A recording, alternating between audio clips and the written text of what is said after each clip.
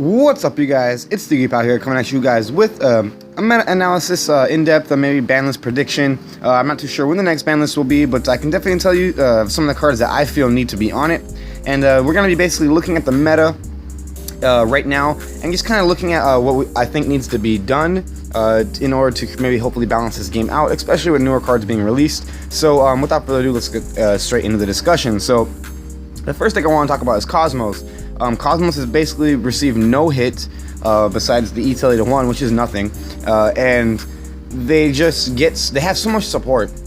And honestly, the deck is really good, but it bricks a lot. And I truly think the biggest problem is Cosmotown. It gives the deck too much reach. The deck just it does too much. It has like 4 effects, or it has like 3 effects, and the effects are just really, really good. You get a Cosmo guy back, and you can mulligan, and if it dies, or if it gets destroyed, you can search another Cosmo Town or any other, like, Cosmo card. So it's kind of like a sacrifice in the sense where, like, it is too good. It does so much. And the other card is Dark Destroyer. And I think when these 2 cards hit, the deck will be a lot more balanced out, but it'll be a lot slower, because Dark Destroyer is like your win condition, but it gets you to all your other cards because it can become pretty much anything that you need in your deck.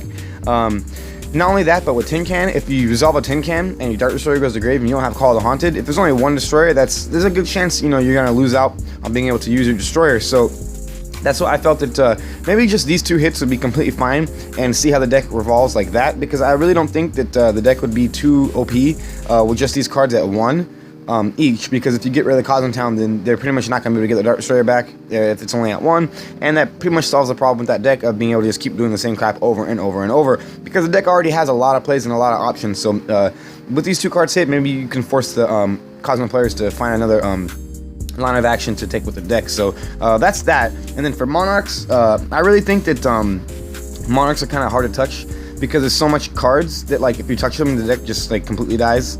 But I honestly think that Aether should go to 1. I think Aether is, like, one of the best cards. Like, I think it's the best card in the deck. And the reason is because it gets your play set up. So if you do have a way to just summon Aether, even if you don't have a way to get Pantheism, there you go. You got it right there.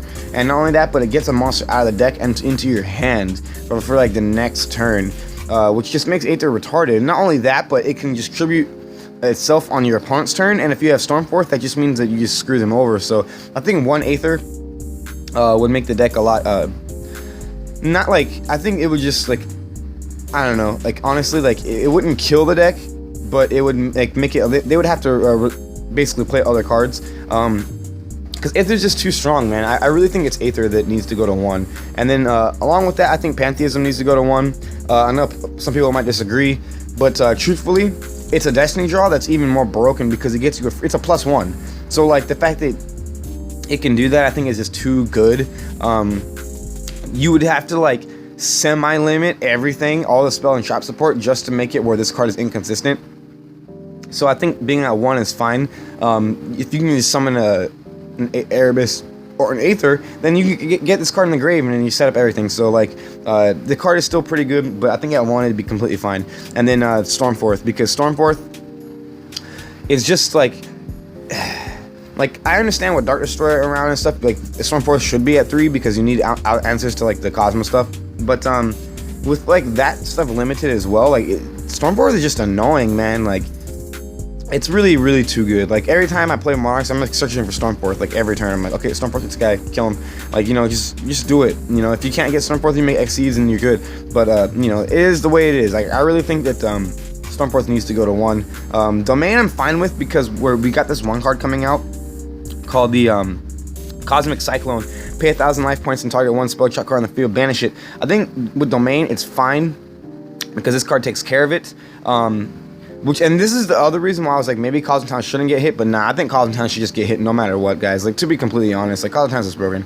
But I think this is the reason why Domain is fine, because there's so much outs to Domain. Like, we have a Regeki in the format, which is like an out to Domain. We have Double Dark Hole, that's an out to Domain. We got a lot of different outs to Domain. So, and we have Twin Twisters, we got MSTs, we're gonna get this, like, you know, Dragon Pit. Like, there's just so much random cards that just kill Domain. So I don't see that card being the problem, but I see Stormforth being a problem for a lot of decks. They're having a hard time to get going. So slower decks just get wrecked by Stormforth, because, like, Monarchs is so fast. So I really think that Stormforth should go to hit. And I think these 3 hits would slow the deck down enough to where, like, it wouldn't be too OP. but you can still play the deck because Domain, you know, is a really good card. It helps you tribute summon really easy. So I really think that these are good hits to the deck, and you just have to recycle your Stormforth and your Pantheism. And then for the next hit, I'm going to say Pendulum Sorcerer is going to get hit. I really think he should, because if he doesn't get hit, Pendulums are still going to just keep being good and good and good and good. Like, there's always going to be good generic Pendulum support, and as long as there is, Sorcerer will always have like ways to destroy stuff and get more advantage. And I just think that Sorcerer to 1 would actually just like completely help out. I think Sorcerer needs to get banned in order for the deck to not do anything, because it still does get some tops in the OCG, it's just so crippled. But you know, that's why I think we should try out Sorcerer to 1. And maybe one day if some broken cards come out that'll work with it, maybe just get banned. But until then, I think at 1, Sorcerer would be fine, and then you might not see Jekyll Pals topping as much or as frequently. So I think that's that. And then I want to go into some more monsters before we go into the other cards. I think Dante should just finally just go to 1. Like, the deck can still function with only 1 Dante. It's just a lot slower. It's not as easy and it's not as good. So I think with 1 Dante, it would be completely fine. You can still play Brilliant Abyss. It just won't be quite as good. I mean, it greatly won't be as good, but you can still definitely, like, you know, get Dante back with Sir and then make another Beatrice. So with only 1 Dante, as long as it doesn't get like Chaos Shot Hold. So I think that 1 Dante would be completely fine, because the deck is just too good, man. Like, it's just like one of the best decks like ever, honestly. Like, Burning Abyss is one of the best decks ever, and it will be until they hit Dante, because Dante is just too good. And then the other card is Seraphim Knight. You guys are probably wondering why Seraphim Knight, because I think Brilliant Fusion engine is just too strong. It can just be splashing to so many things, and it just makes dumb things even dumber.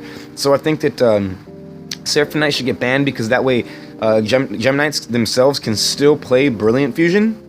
It's just that like other decks won't be able to play Brilliant Fusion like as much. Like, I guess you could make decks that use Brilliant Fusion, but the thing is, the Seraphim Knight needs a light monster, and light monsters are so abusable when you send them to grave nowadays. So I think that a ban on Seraphim Knight would actually help out, because it wouldn't hit Gem Knights at all. They don't even need Seraphim Knight. Like, you barely, like, I think you don't even need it. Like, I don't even think you really need it in Gem Knights. So I think banning Seraphim Knight would be completely fine.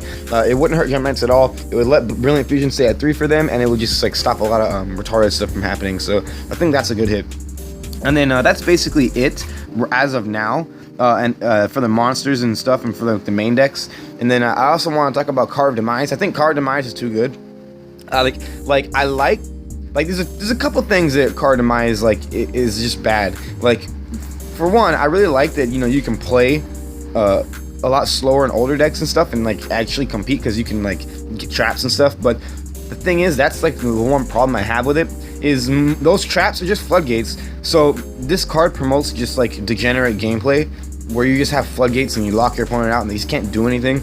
And so I kind of don't like that in the game of Yu-Gi-Oh. Like, I don't have like the biggest problem with floodgates all the time. I think all floodgates should just be at 1, so that way we have more answers for just the one of floodgates.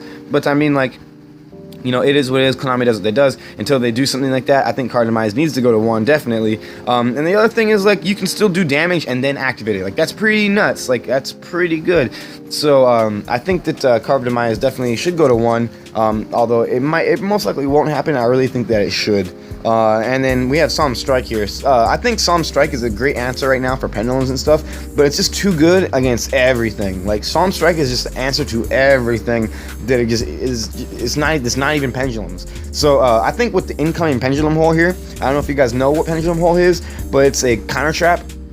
And its effect is, when a monster or monsters will be pendulum summoned, negate the summon, and if you do, shuffle that monster or monsters into the deck. So it basically is like a time-space trap hole mixed with Solemn Strike for pendulums themselves, which I think is really good against those types of decks. And then I think Solemn Strike could just go to 1. It probably won't. Strike will probably go to 2, or it might just stay at 3 because Konami's crazy. But that's just the way it is. I think Strike should definitely go to 1 with incoming Pendulum Hole.